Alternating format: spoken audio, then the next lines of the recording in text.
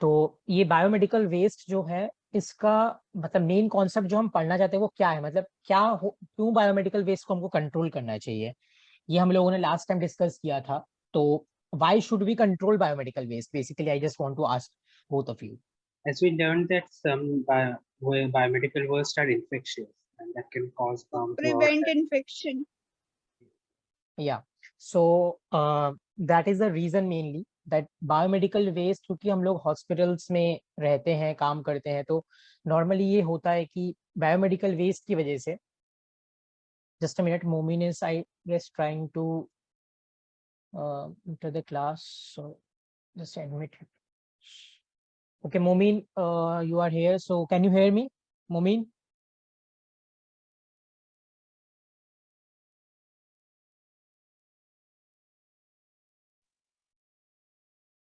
No response. He was connecting to audio. Okay, okay.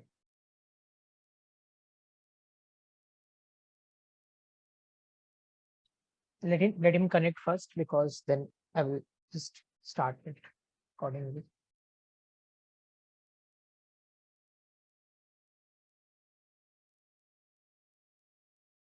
Momin, are you in the class? Can you hear me?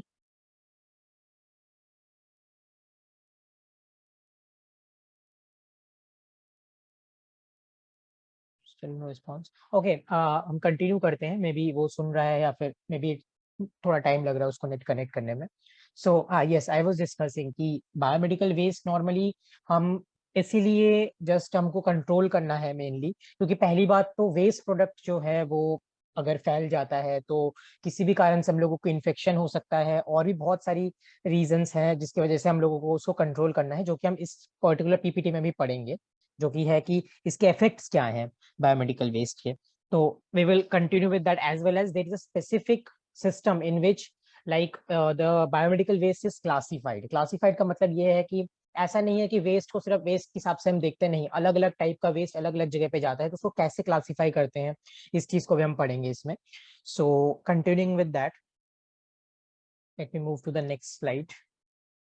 So first of all, the classification of waste is there. So just अब हम लोग totally और किसी type के waste के बारे में सोचना छोड़ देंगे, हम सीधा सीधा सोचेंगे कि हॉस्पिटल वेस्ट से क्या रिलेशन है और हॉस्पिटल वेस्ट क्या होता है, सिर्फ इसी के बारे में हम अभी कंटिन्यू करेंगे।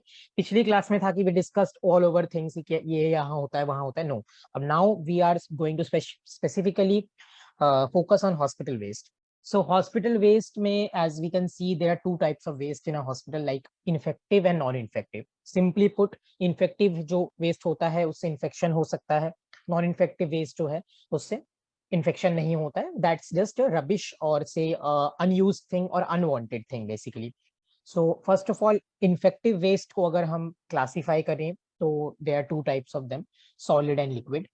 So सॉलिड वेस्ट में जनरली कंटेनिंग ह्यूमन और animal tissue, as we know कि कोई भी हॉस्पिटल में सर्जरी हुई है, ऑपरेशन हुआ है, या कोई भी वहाँ पे पर्टिकुलर एक कोई मैनेजमेंट को किया गया है, तो इसके साथ ही साथ हमारे जो अगर हमारे ऊपर कोई भी ऑपरेशन होता है तो obviously some parts of our body get removed और से सम गेट एडेड। अगर कोई सर्जरी हुई है तो those part which are added और removed which can't be again like be part of it, so उसको हम लोग वेस्ट के हिसाब से पकड़ते हैं, तो उसमें ह्यूमन और एनिमल टिश्यू आता है। It could be anything, your skin, your internal organ, anything part of that, basically your cells and tissues. So blood and blood products, normally blood को हम लिक्विड की तरह से भी पकड़ सकते हैं, लेकिन एज वी नो कि ब्लड बहुत जल्दी कंजील हो जाता है, ब्लड एक जगह पे बहुत जल्दी सॉलिडिफाई हो जाता है, तो accordingly blood and blood products, anything related to blood and blood product, that's why it's been classified into solids, because liquid वो ज्यादा टाइम तक रहता नहीं है blood until unless it's preserve. So जैसे ही वो उस प्रिजर्वेशन से निकल जाता है तो वो ऑटोमेटिकली कंजील हो जाएगा तो वो सॉलिड प्रोडक्ट्स में आ जाता है, इसलिए ब्लड एंड ब्लड प्रोडक्ट्स को सॉलिड के अंदर दिया गया है। ड्रेसिंग मटेरियल जनरली है कि हम लोगों को कभी कोई वुंड होता है या फिर मे बी फोड़ा होता है, फिर जो भी आप उस चीज का सर्जरी करते हो या जो भी आप रिमूवल करते हो, तो उसमें ड्रेसिंग मटेरियल जैसे गेजेस, टिश्यूज यूज होते हैं which are infected with your blood or pus from your infection or something like that. So those dressing materials need to be treated as an infective solid waste. Sharps जैसे पिछली बार हमने पढ़ा था, sharps could be anything like knives, scalpels, or you say injections, या फिर उसके needles जो हैं, those are sharps because they mainly sharps इसलिए बोला जाता है because on touching your skin they create a sensation of tingling, like आपको चुभता है वो, इसलिए उसी को शार्प बोला जाता है because they are sharp in their nature. So plastic recycle waste, drugs, chemicals, radioactive waste. Plastic recycle waste हमको पता ही है, बोटल्स यूज होती हैं, दवाइयों की जो शीशियां होती हैं वो यूज होता है. Apart from that there are drugs, chemicals, और इसके अलावा रेडियो एक्टिव वेस्ट तो है जो कि आपका CT/MRI के टाइम पे हम लोग वहां से निकलता है. तो अब लिक्विड में आते हैं. लिक्विड में केमिकल्स और रिएजेंट्स हैं. तो chemicals those are used in the chemical reactions that take place during and after surgery, या फिर केमिकल्स वो भी हैं जो डिसइंफेक्टेंट्स की तरह से काम करते हैं. Excretions, body fluids, excretions as we know कि अवर स्टूल और अवर से urine is part water and part आपका सॉलिड होता है, लेकिन it's mostly made of water. So basically stool और यूरिन हम लोग जो पास करते हैं तो लिक्विड वेस्ट के अंदर आता है. Last is the laboratory waste. तो लेबोरेटरी में जो भी रिसर्च होगा या फिर जो भी आपका वॉश अवे किया जाएगा आपके सैंपल्स को, तो वो लेबोरेटरी वेस्ट के अंदर आता है. Now coming to the non infective waste, बहुत ही सिंपल है. जो भी चीज आपकी इन्फेक्शन नहीं क्रिएट कर रही वो है. तो सॉलिड में किचन वेस्ट आता है, रैपर्स, आपका containers, these are they don't spread infection but as of such has to be treated as waste because they also needs to be disposed, क्योंकि हम प्लास्टिक की चीजें ऐसे ही नहीं फेंक सकते कहीं पे भी. Apart from that non infective materials हैं काफी और भी. लिक्विड में वॉशिंग, ड्रिंकिंग, बेथिंग और horticulture water. Horticulture is basically like जो भी पौधे होते हैं या फिर वो है उसमें जो भी पानी जाता है उसके बारे में बोला गया है. तो horticulture water, these are not that much important but regardless of that they need to be classified and they need to be disposed of, क्योंकि हॉस्पिटल में कोई भी कचरा हम नहीं रख सकते. वी डोंट नो कि कहाँ से क्या फैल सकता है, चाहे वो नॉन इन्फेक्टिव भी हो. Still we can't keep any waste in the hospitals basically. Last of that, अब बायोमेडिकल वेस्ट जो है इसमें 10 कैटेगरी है. हॉर्टिकल्चर वेस्ट क्या होता है? हॉर्टिकल्चर का मतलब है जो भी आपके हॉस्पिटल्स में आप जब जाते हो वहां पे पौधे होते हैं, राइट? तो पौधे होते हैं, तो पौधों को सींचना या फिर पौधों की जो पौधे का जो ऑर्गेनाइजेशन है उसको हॉर्टिकल्चर बोला जाता है. पौधे या फिर आपके फ्लावर्स रखे होते हैं, राइट? तो उसमें से जो पानी निकलता है, उसमें जो आप पानी डालते हो, वो जो सीपेज होता है उसको हॉर्टिकल्चर वाटर ये लोग बोल रहे हैं. It's not important but it's part of the waste, because वहां से भी या तो कीचड़ आएगा या फिर जो भी है, तो उसको भी हम लोगों को धो के साइड करना ही पड़ता है. बिकॉज इट्स मतलब या तो वो दुर्गंध कर सकता है, वहां पे फैला सकता है, या फिर वो गंदा कर सकता है, दिखने में गंदा लगता है. तो it's still a waste, may be not important in terms of infection but still a waste. Okay, so ये है. Clear Mumin? Yes sir, clear. Moving on to BMW. So BMW यहाँ पे जो लिखा हुआ है ये basically short form of biomedical waste है. सो इसमें broadly if we like distinguish between the different types of waste, those are 10 types of categories they are particularly there. So category 1 में है human anatomical waste. मैं इसकी explanation में आऊंगा अभी, पहले मैं आपको सिंपल सिर्फ कैटेगरीज के नाम बता रहा हूँ. Human anatomical waste. Category 2 animal waste. So पहले हम लोग बार बार ह्यूमन और एनिमल को एक साथ पढ़ रहे थे, बट एज ऑफ सच क्योंकि कैटेगराइजेशन हो रहा है तो अलग कर दिया गया है ऑटोमेटिकली. कैटेगरी 3 में माइक्रोबायोलॉजी, बायोटेक्नोलॉजी का वेस्ट आता है. कैटेगरी 4 में sharps as we have discussed. Category 5 में डिस्कार्डेड मेडिकल साइटोटॉक्सिक ड्रग्स. 6 में soiled waste, dressings, cotton plasters, मतलब आपके जब भी सर्जरी होती है या फिर आपका प्लास्टर्स आपको चढ़ाए जाते हैं अगर आपके हाथ टूट गया है या कुछ भी, तो वो वाला पार्ट भी. कैटेगरी 7 है जो रिसाइक्लेबल वेस्ट है. अब that could be bottles, that could be different types of things like which we can recycle. Like आपका किसी ने कोई कंटेनर है वो फेंक दिया है, लेकिन it can be recycle because it is made of aluminium और स्टील और समथिंग लाइक, बट हम लोगों ने उसको फेंक दिया है, but that can be recycled, so that is again taken. Category 8 में लिक्विड वेस्ट आता है. कैटेगरी 9 में आता है इंसिनरेटर एश. इंसिनरेटर क्या होता है? Incinerator is a device which is used to burn things basically. Okay, so incinerator में अगर हमने किसी चीज को बर्न कर दिया तो ultimately that will be converted into ash. वो एश में कन्वर्ट हो जाएगा तो उस ऐश को भी तो हम लोगों को डिस्पोज करना पड़ेगा ना, नहीं तो वो अगर वो जैसे ash, what is ash, ash generally आपका जो होता है that will be part of the air, और वो एयर में आ जाएगा तो आपको वहां पे मिट्टी धूल ये सब सारा सारा आपका उड़ता रहेगा वहां पे। तो this ash which is after burning down the waste जो आ रहा है उसको भी आपको ट्रीटमेंट करना पड़ता है, वरना वो फैलेगा तो वो भी आपको इन्फेक्शन क्रिएट कर सकता है, किसी के लंग्स में प्रॉब्लम कर सकता है मेनली, क्योंकि that is harmful also. Category 10 में केमिकल वेस्ट आता है। So now I am coming to the next part where we will explain this whole part कि कैटेगरीज में क्या है। So first of all it is infectious waste. So सबसे पहली बात, अभी तक सबको सब कुछ क्लियर है? Anything, anybody has any doubts regarding anything?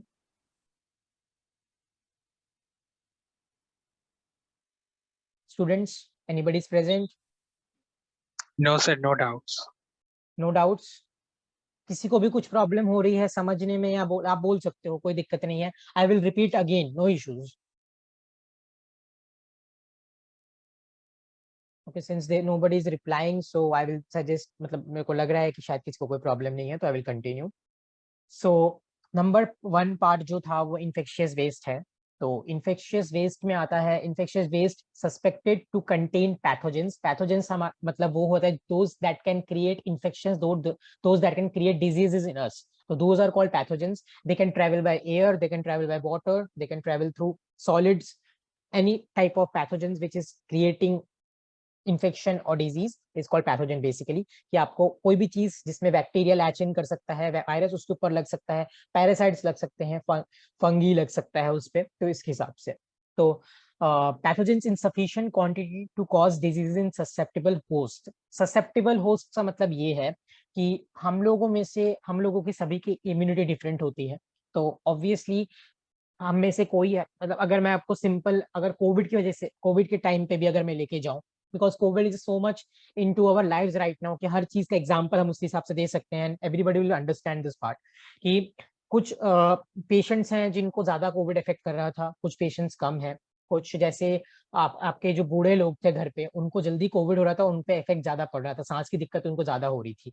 और हम जो यंग है, या फिर अगर हम लोगों को हुआ भी था तो it didn't affect us so much. So susceptible host वही होते हैं जिन पे कोई भी डिजीज ज्यादा इफेक्ट करती है, those are at more risk of contracting a disease than any other person, so those are susceptible hosts. So infectious waste जो होते हैं ये इन susceptible hosts के लिए काफी हार्मफुल होते हैं, बिकॉज दे इन्फेक्शियस वेस्ट अगर उनके पास ही जाता है तो there is a high chance कि वहां से कोई भी पैथोजन बैक्टीरिया वायरस उनके ऊपर अटैक करे और उसके वजह से उनको कोई डिजीज या इन्फेक्शन हो जाए। तो इस कैटेगरी में इंक्लूड होता है cultures and stocks of infectious agents from laboratory work.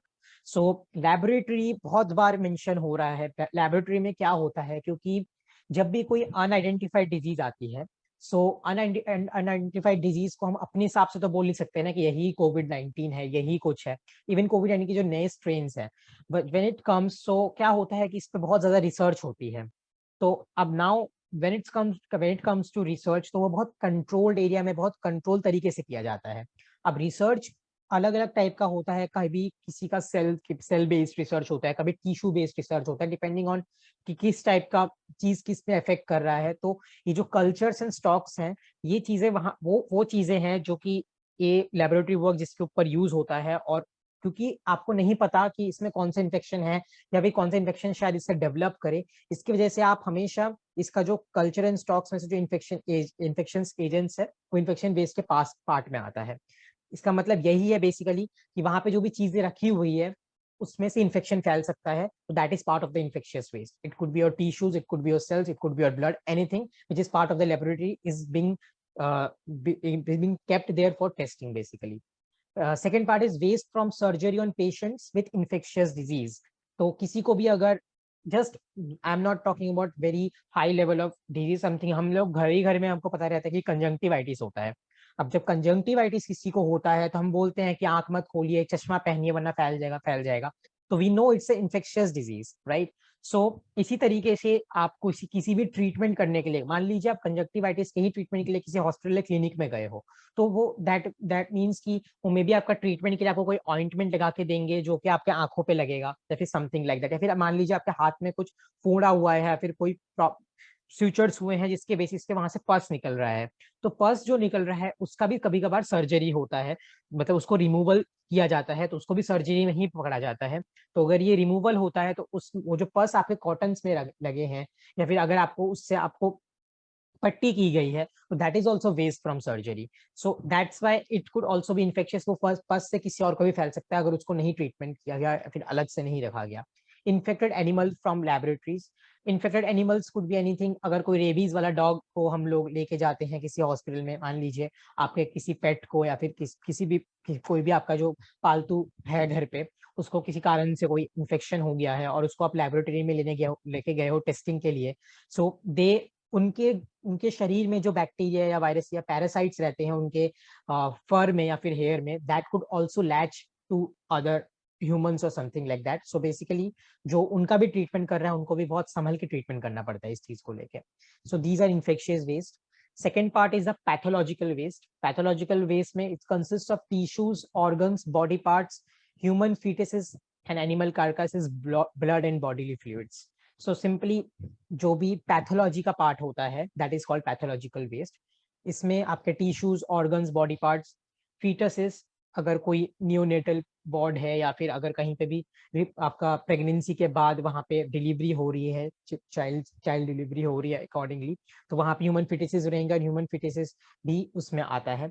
Animal कैरकसेस means, as मैंने आपको बताया था, dead bodies of animals which have been little bit decomposed are called carcasses, and blood and bodily fluids. तो ये सारी चीजें हैं पैथोलॉजिकल वेस्ट में।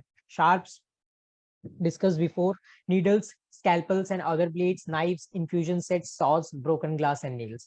broken glasses nails बेसिकली इसलिए है कि जब भी टूट जाती है तो उससे हमको कट्स हो सकते हैं, पंचर वुंड्स। जैसे मैंने आपको पहले बताया था कि शार्प्स को शार्प क्यों बोला जाता है। शार्प को बेसिकली इसलिए बोला जाता है because they can cause cuts और पंचर वुंड्स। या तो वो आपके हाथ को काट सकते हैं या फिर आपको पंचर करके वहां पे ब्लड निकाल सकते हैं उस हिसाब से।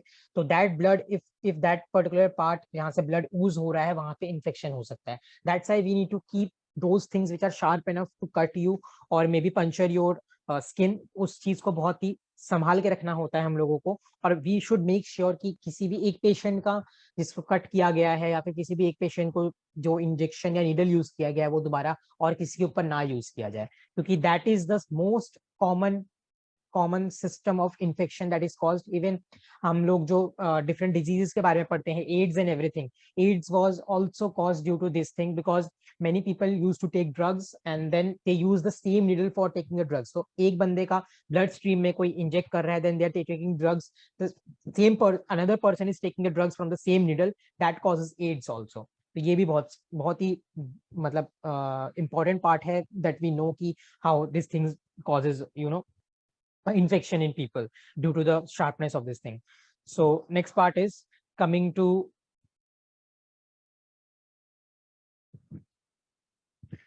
pharmaceutical waste। so pharmaceutical waste, as we know, it includes expired, unused, spilt and contaminated pharmaceutical products, drugs, vaccines, etc।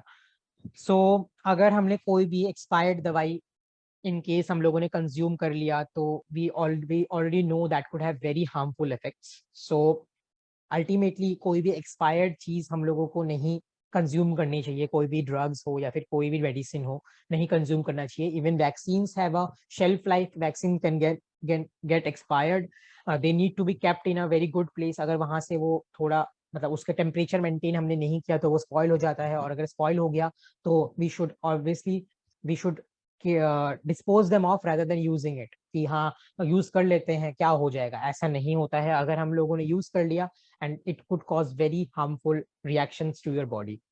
Genotoxic waste, so genotoxic, what it means is that something which affects your genes।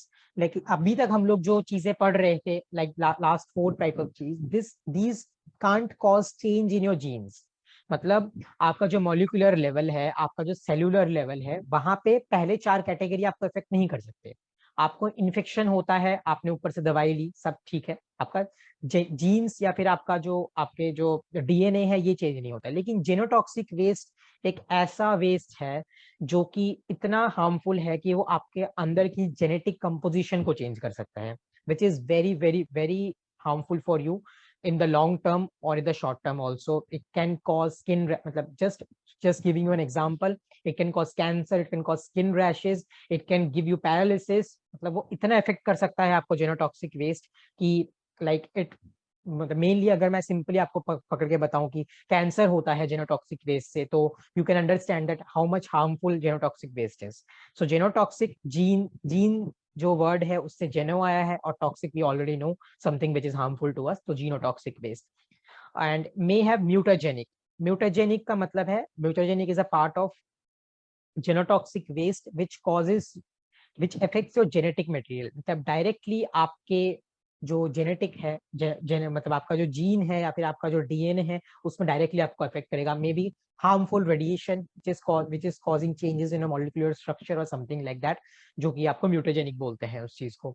Teratogenic है वो which is affecting on your embryo or fetus. So generally this is for your pregnant woman. So something a type of waste which can affect the part a baby or an embryo that is developing in the reproductive organ of a particular woman, that is called teratogenic. Because like क्या होता है कि जब कोई women pregnant होती है तो they are told to keep precautions, मतलब इतना ज्यादा उनको प्रिकॉशंस लेने के लिए बोला जाता है. But still sometimes like there could be anything like maybe arsenic मतलब कोई भी ऐसा पानी है जिसमें आर्सेनिक हो, वो उन्होंने ले लिया है, या फिर कोई भी ऐसा मेटल है, मेटालिक चीज है जो उन्होंने खा लिया हो, जिसकी वजह से उनका एम्ब्रियो और फीटस पे इफेक्ट पड़ जाता है, तो दैट इज टेराटोजेनिक.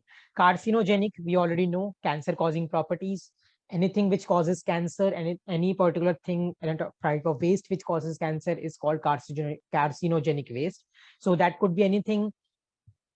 कैंसर आपको बहुत ही डिफरेंट टाइप की चीजों से हो सकता है. Tobacco is causing cancer because may be आपका जो वेस्ट है वो पास में रखा हुआ है, या फिर somebody smoking near you, so that is also, even tobacco is a carcinogenic type of material which causes cancer. So इस तरीके से जो वेस्ट आपको कैंसर करा सकता है उसको कार्सिनोजेनिक बोलते हैं. So these are the 3 parts. This is very important because hospitals में काफी ऐसी चीजें रहती हैं जो कि इतनी hazardous है कि आपको वो म्यूटाजेनिक, टेराटोजेनिक या फिर कार्सिनोजेनिक आपको अफेक्ट कर सकता है, और उसकी वजह से आपको इन्फेक्शन हो सकता है, फिर आपका पूरा जीन या डीएनए स्ट्रक्चर चेंज हो सकता है जिसकी वजह से. इसका कंटिन्यूएशन है जीनोटॉक्सिक वेस्ट का. It raises serious safety problems both inside hospitals and after disposal and should be given special attention. जो मैं पहले ही आपको बोल रहा था कि जीनोटॉक्सिक वेस्ट को बहुत ज्यादा इंपॉर्टेंस देना चाहिए, बिकॉज जीनोटॉक्सिक वेस्ट एक ऐसा टाइप का वेस्ट है कि it's not only about disposal. आपने अगर इसको गलत तरीके से डिस्पोजल कर दिया तो वहां से भी it can cause harm to the soil, it can cause harm in the water. तो अल्टीमेटली वो जो सॉइल में आपका जो प्लांट्स ग्रो कर रहे हैं, indirectly that could B affecting you. अगर आपने वहां से कोई ट्री ग्रो किया या कोई प्लांट ग्रो किया और आपने वहां से कोई प्लांट प्रोडक्ट कंज्यूम किया, that could also cause you problems. As well as अगर वो वाटर स्ट्रीम में मिक्स हो गया तो मे बी वही वाटर आप जो वाटर का जब ट्रीटमेंट होता है उसके बाद आप इसको कंज्यूम करते हो, तो मे बी ऐसा हो सकता है कि that particular genotoxic waste couldn't be filtered off. So normally ये काफी जो हजार्डस या रेडियोएक्टिव मटेरियल होता है उसी में आता है genotoxic waste. So it includes certain cytostatic drugs, vomit, urine or feces from patients treated with cytostatic drugs, chemicals and radioactive material. So cytostatic drugs क्या होते हैं? Cytostatic drugs are certain drugs which like change your molecular structure, या फिर हो सकता है कि आपको इतना ज्यादा मतलब आपको कोई बहुत सीरियस बीमारी है, उसको ट्रीटमेंट करने के लिए these drugs are being used. So anybody who is using these drugs which is changing your molecular structure and is affecting you very severely, अगर उस पेशेंट का वॉमिट, यूरिन और फीकस मतलब any extracted material from them, या फिर कोई भी उनके जो भी एक्सक्रीटरी सिस्टम है वहां से कुछ भी निकल रहा है which is laden with cytostatic drug that they had taken before, वो भी आपको बहुत ज्यादा इफेक्ट कर सकता है. एंड रेडियो एक्टिव मटेरियल जो मैं पहले मेंशन करा था वो ऑलरेडी है इसमें. So chemical waste then, chemical waste may it consists of discarded solid, liquid and gaseous chemicals. Solid chemicals, we know there are different type of chemicals that are used for reactions in the laboratories, उसमें आता है. Liquid chemicals हैं, H2SO4 हो सकता है, HCl हो सकता है, हमने डिफरेंट एसिड्स के बारे में पढ़ा है जो कि रिएक्शंस में भी यूज होते हैं, फिर क्लीनिंग के लिए भी यूज होते हैं, तो those are the things. Gaseous chemicals में there could be different type of gases which are used to cool down things, या फिर ये हो सकता है एनेस्थेशिया है कि जो ज्यादा आपको चला जाए आपके, अगर आपने इनहेल कर लिया तो आपको प्रॉब्लम क्रिएट कर सकता है, या फिर कोई ऐसा बंदा है जिसको सर्टेन गैस से सांस की दिक्कत होती है, that also comes in gaseous chemicals which are harmful for us. Chemical waste, we can continue with this. Chemical waste may be hazardous or non-hazardous. It considered to be hazardous if it has at least one of the following properties. It's toxic, मतलब आपको infection करा सकता है. Corrosive मतलब है कि इसका pH 2 से ज्यादा है and basis of pH more than 12. हमने केमिस्ट्री में पढ़ा था एसिड ऑन बेसिस के बारे में, तो corrosive वो है कि जो कि हाईली रिएक्टिव होता है और विच कैन कॉज करोजन मतलब जैसे एसिड की वजह से हम लोगों की स्किन बर्न हो जाती है, तो either of a solution which is very greatly acidic or either of a solution which is greatly basic could have harmful effects on your skin, or if you have ingested it then वो भी आपके अंदर organs को मतलब harm कर सकता है या फिर injure कर सकता है काफी बुरी तरह। Flammable है, काफी आपके chemicals रहते हैं, काफी gases रहती हैं, those are used but they are inflammable. Flammable मतलब उसमें आग लग सकती है, वो easily एयर के साथ कांटेक्ट आने पे या फिर कोई भी पर्टिकुलर वाटर के साथ या फिर कुछ भी रिएक्टिव मटेरियल के साथ कांटेक्ट आने पे वो अलग मतलब जलने लगता है, और that could cause obviously disasters in a hospital. So वो बहुत अच्छी तरीके से हम लोगों को उसको डिस्पोज करना पड़ेगा या फिर उसको कंट्रोल करके एक जगह पे संभाल के रखना पड़ेगा, अदरवाइज इफ लीक्ड और something like that happens it could cause disaster in a particular hospital. Next is reactive, as I already told you, corrosive या रिएक्टिव जो है ये आपका ऑलमोस्ट कनेक्टेड है, क्योंकि रिएक्टिव मटेरियल्स ऐसे होते हैं कि एक पर्टिकुलर गैस हो सकता है किसी एक और चीज के साथ रिएक्ट कर जाए and it could cause harm to you. Genotoxic पहले भी हम लोग मेंशन कर चुके हैं, anything any type of waste, chemical waste like radioactive material that could create changes in your genes, so that is also chemical waste. Chemicals भी काफी सारे ऐसे chemicals होते हैं that if you are exposed, if you have inhaled या फिर if you have ingested it, it could cause changes in your genes, molecular structure में changes, DNA में changes ला सकते हैं वो। Wastes with high content of heavy metals, तो ये जो चीज है जनरली जितने भी इलेक्ट्रॉनिक डिवाइसेस हम लोग यूज करते हैं, दोज कंटेन्स बैटरीज, तो बैटरीज के अंदर obviously to make a battery work उसमें एसिड्स रहते हैं, उसमें काफी चीजें रहती हैं ऐसी, so that the flow of electrons in the battery is so much so that it can create energy basically to power your instruments. So इस बैटरीज में क्या होता है कि जब बैटरी खराब हो जाती है तो उसमें से ये पर्टिकुलर एलिमेंट्स जो हैं, जो कि इट कंसिस्ट ऑफ लेड और से मर्क्यूरी, ऐसी चीजें जो हैं दैट इज मेड ऑफ, सो इसमें से वो लीकेज करना स्टार्ट कर देते हैं, and if it's mixed in your food or say it's mixed in your water or something like that, it could cause great harm to your internal organs basically. Or broken thermometer में we already know that mercury is used and mercury is very toxic to humans actually. Blood pressure gauges में भी simply hazardous chemical waste है वो, और उसमें भी heavy metals use होते हैं, तो that can also cause. Pressurized containers, now coming to pressurized containers, इसमें है आपके pressurized cylinders, cartridges and aerosol cans. पहले भी हम लोग एक्चुअली ये सारा पढ़ चुके हैं, but just it's part of the classification, so we are learning it again. So many types of gases are used in healthcare. बहुत सारी gases, ऑक्सीजन यूज होता है, कार्बन डाइऑक्साइड यूज होता है, मोनोऑक्साइड नहीं यूज होता है, सल्फर यूज होता है, सल्फर डाइऑक्साइड यूज होता है, different type of gases are used for healthcare like for anesthesia, say nitrogen dioxide use होता है, इस तरीके से काफी gases यूज होते हैं for different type of purposes, not going to details in that, but these are stored in pressurized cylinders, cartridge and aerosol cans. तो इसको भी हम लोग को डिस्पोजल करना ही पड़ेगा, अदरवाइज अगर इसमें से लीकेज होती है तो अल्टीमेटली आपको दिक्कत हो सकती है सांस लेने में। कार्ट्रिजेस में से लीकेज हो सकता है कोई भी टाइप का, और pressurize containers are greatly inflammable, मतलब अगर गलती से इसमें से लीकेज हो, कोई भी आग के पास वो हो, तो that could create explosion which will lead to a disaster in a hospital basically. Most common gases used in health care includes, जैसे मैंने आपको बताया एनेस्थेटिक गैसेस हैं, इथाइन ऑक्साइड है, आपका ऑक्सीजन है और कंप्रेस्ड एयर है। Oxygen we know is used for those patients who have difficulty breathing, so oxygen बहुत ज्यादा इफेक्टिवली यूज्ड होता है। Compressed air generally is used for other purposes like maybe power के लिए use हो या फिर फॉर डिफरेंट बहुत सारे यूजेस होते हैं कंप्रेस्ड एयर। जनरली हम सीएनजी में भी देखते हैं, जैसे आपका ऑटोज में यूज होते हैं CNG, that is also compressed air. So that is also use in hospitals. Ethylene oxide is a type of organic gas, और एनेस्थेटिक गैसेस हमको पता ही है इसके बारे में। रेडियो एक्टिव वेस्ट, अब रेडियो एक्टिव वेस्ट इज, जैसे मैंने आपको पहले भी मेंशन किया था कि जेनोटॉक्सिक वेस्ट में भी रेडियो एक्टिव वेस्ट आता है, रेडियो एक्टिव मटेरियल्स आते हैं। तो रेडियो एक्टिव वेस्ट में एक्स रेज, अल्फा और बीटा पार्टिकल्स होते हैं, और गामा पार्टिकल, गामा रेज भी रहते हैं, which is emitted by radioactive substances. Radioactive substances could be anything, uranium, plutonium. There are different types of elements that are used in maybe laboratory or say CT MRI scans which can cause these harm. थोड़ा बहुत radiation हमको use करना ही पड़ता है for treatment of certain disease, like जैसे हमको पता है कीमोथेरेपी में हम लोग वेव पार्टिकल्स यूज करते हैं to get rid of the cancer.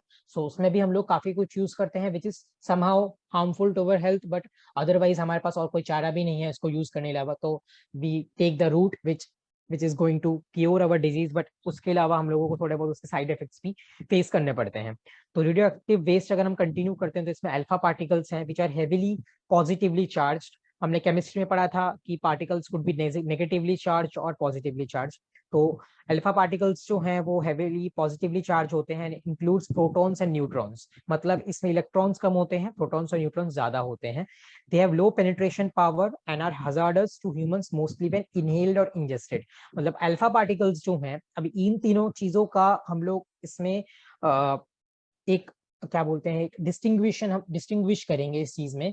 Alpha particles जो होते हैं they are not that much, मतलब वो आपके स्किन को इस तरीके से पेनिट्रेट नहीं कर सकते, आपके स्किन के आर पार नहीं जा सकते हैं। अनटिल अनलेस यू इनहेल और इंजेस्ट देम आपको कोई दिक्कत नहीं आएगी। Next coming to beta particles, beta particles are negatively और positively charge electrons with significant ability to penetrate human skin. मतलब अल्फा पार्टिकल जो कि हम लोग सिर्फ इनहेल और इंजेस्ट करने पे ही इफेक्ट हो रहे थे, यहाँ पे बीटा पार्टिकल्स में ऐसा होता है कि it can penetrate your human skin, basically आपके स्किन के आर पार ही जा सकता है। तो अगर ये स्किन के आर पार अगर आपको चला जाता है तो अंदर ही आपके ब्लड सेल्स में जो प्रोटीन्स हैं या फिर आपका जो भी डीएनए है उसमें चेंजेस ला सकता है। तो they affect health through ionisation of intracellular proteins and components. आपके ब्लड में जो कंपोनेंट्स, आपके स्किन के नीचे जो कंपोनेंट्स है, फैट है, जो भी है, beta particles go and affect them and they change the structure of them. Basically changing the structure will cause great harm to you and might cause cancer also. Gamma rays are electromagnetic radiation similar to X-rays but of a shorter wavelength. Their penetrating power is high and lead shielding is required to reduce their intensity. अब इसमें से जो gamma rays हैं these are almost similar to X-rays, तो these have a shorter wavelength but इनका penetrating power बहुत high होता है। सर मतलब वॉइस आपको बहुत अगर आप इसके ब्रेक हो आस रही है। हेलो सर हेलो आपकी वॉइस ब्रेक हो रही है सर। ब्रेक हो रही है? अच्छा, कहाँ हेलो तक सर, सुना था आपकी आपने वॉइस ठीक से? ब्रेक हो रही है। जी हेलो, आवाज आ रही है आपको अभी?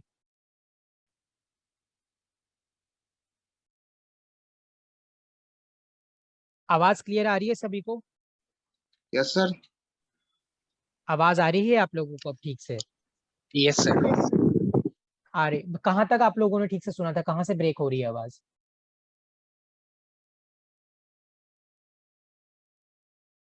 Please reply, I will repeat then. नहीं सर, ब्रेक नहीं हुई थी आवाज। सो आई ओके, थिंक मोमिन में भी ही हैज आपके, नेटवर्क। मे बी मोमिन, हाँ मोमिन की उधर से कोई प्रॉब्लम होगी आई गेस। सो मोमिन आप बताइए आपने कहाँ तक सुना था, तो I will just repeat once.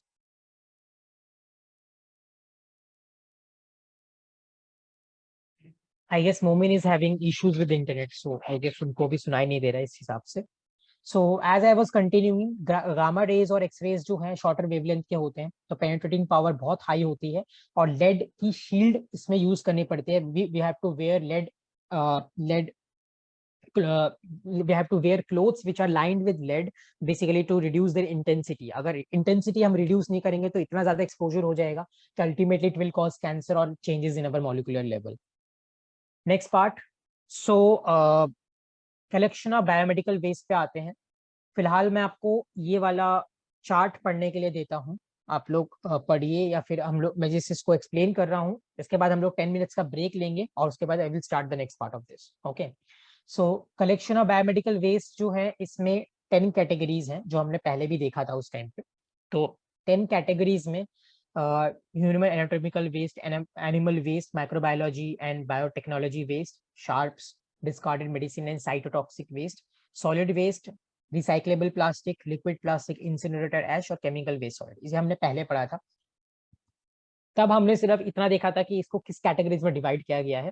अब इसमें है कलेक्शन ऑफ बायोमेडिकल वेस्ट में, क्योंकि ये वाला चार्ट बहुत इंपॉर्टेंट है आपके लिए, क्योंकि कभी कभार शॉर्ट क्वेश्चंस आ जाते हैं या फिर क्वेश्चंस आ जाते हैं ये कि which type of waste is being, मतलब किस टाइप का वेस्ट किस में जाएगा, या फिर कभी कभार ये बोलते हैं कि please categorize all types of waste and what type of container and color coding is used. The color coding और type of container, this is also used in quality management in a hospital, as well as आप कभी भी अगर hospital के waste management में ये जाओगे या फिर आपका ये सब्जेक्ट है, इसमें ये क्वेश्चन आता ही आता है कि आपका जो कैटेगराइज है इसको करके बताइए कि कौन सा कंटेनर में क्या चीज जाएंगी। तो this particular chart is very important for you in that sense. Okay, so plastic bags में किया जाता है, पंचर प्रूफ कंटेनर्स हैं इसमें लिया जाता है। तब फिर इसके बाद एक कलर कोडिंग आती है, कलर कोडिंग में मैं बाद में एक्सप्लेन करूंगा इसके बाद की कलर कोडिंग कौन सा किसके लिए क्या है और क्यों है।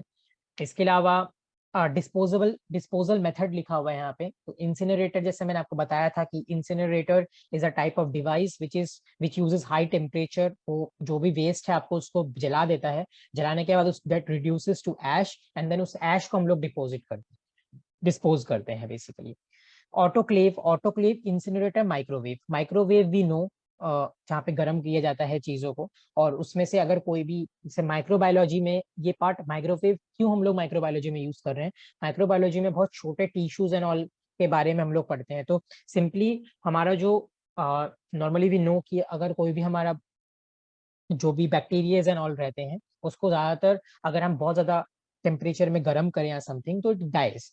सो बेसिकली माइक्रोवेव में जहाँ पे ज्यादा इंपॉर्टेंस नहीं है कि एकदम जलाना ही पड़ेगा, वहाँ पे माइक्रोवेव को यूज करके थोड़ा बहुत टेम्परेचर में उसको गर्म करके the harmful materials killed accordingly.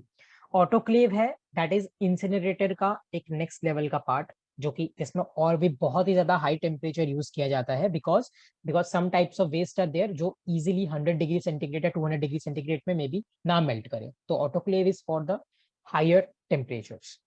Deep burial मतलब है कि जहाँ पे कुछ चीजें होती हैं जिसको जलाने का भी फायदा नहीं है, या फिर उसको कुछ आप उसको बरी कर सकते हो, या फिर कहीं पे आप उसको मतलब उसको बरी ही कर सकते हो because there is no point of like breaking them, because उसको आप ब्रेक करोगे या फिर इंसिनरेटर में आप जलाओगे तो that will not be good for the environment और something like that. That's why it's buried deeply. इतना डीप बरियल किया जाता है कि ताकि वो इजिली सरफेस तक ना आए और लोगों में इन्फेक्शन ना हो। कुछ इंसिनरेटर ऑटोक्लेव है दोबारा। और लिक्विड वेस्ट है स्वेरेज आफ्टर ट्रीटमेंट, मतलब है कि आपका लिक्विड वेस्ट जो है वो जनरली उसको ट्रीटमेंट किया जाता है, जैसे water treatment plants and all है, तो उसमें ऑटोमेटिकली जो वेस्ट होता है वो सेग्रीगेट हो जाता है और प्योर जो पानी है वो अलग हो जाता है अकॉर्डिंगली। सो और इंसिनरेटर और केमिकल वेस्ट ये डीप बरियल्स के पार्ट है। So basically let us take a break of 10 minutes. Okay, so आप लोग ब्रेक ले लीजिए और we will start again at 7:55। Basically अभी 7:45 है, will start at 7:55 again. Okay, and इसके बाद से हम फिर क्लासिफिकेशन और इफेक्ट्स के बारे में पढ़ना स्टार्ट करेंगे। ओके, और अगर किसी को अभी कोई डाउट है तो वो पूछ सकता है मेरे से। Anybody's any doubts?